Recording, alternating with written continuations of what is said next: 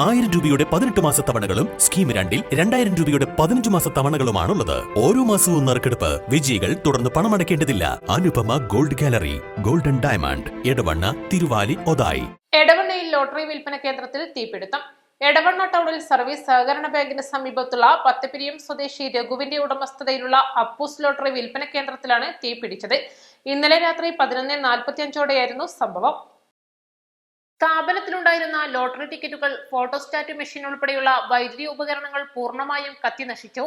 ഏകദേശം 50,000 രൂപയുടെ നാശനഷ്ടമാണ് കണക്കാക്കിയിട്ടുള്ളത്. രാത്രി സമയമേറെ വൈകിയതിനാൽ പരിസരങ്ങളിൽ ആരും തന്നെ ഉണ്ടായിരുന്നില്ല.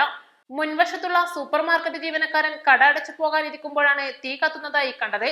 ഉടൻ തന്നെ എടവണ്ണ എമർജൻസി റെസ്ക്യൂ ഫോഴ്സ് പ്രവർത്തകരെ അറിയിക്കുകയായിരുന്നു. തുടർന്ന് തിരുവാലിയിൽ നിന്നുള്ള അഗ്നിരക്ഷാസേനയും സ്ഥലത്തെത്തി തീ അണച്ചു.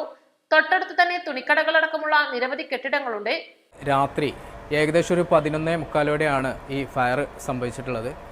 ആ സ്ഥാപനത്തിൻ്റെ തൊട്ട് മുമ്പിലുള്ള സൂപ്പർ മാർക്കറ്റിലെ ജീവനക്കാരൻ ഷോപ്പ് അടച്ച് ഇറങ്ങുന്ന സമയത്ത് അദ്ദേഹത്തിൻ്റെ ശ്രദ്ധയിൽപ്പെടുകയായിരുന്നു. അദ്ദേഹം ഉടൻ തന്നെ എടവണ്ണ ERF പ്രവർത്തകരായിട്ടുള്ള ഞങ്ങളെ ഈ സംഭവം അറിയിക്കുകയായിരുന്നു.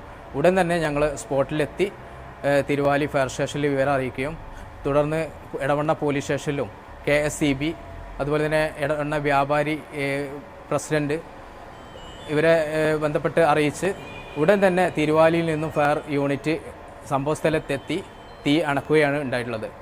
അവരുടെ പെട്ടെന്നുള്ള ഇടപെടലും അതുപോലെ തന്നെ തിരുവാലിയിൽ നിന്ന് ഫയർ എത്തി പെട്ടെന്ന് വെള്ളം അടിച്ച് അപകടം ഒഴിവാക്കുകയും അതുകൊണ്ട് തന്നെ വലിയ അപകടങ്ങളിൽ നിന്നും ഒഴിവാകാൻ സാധിച്ചു.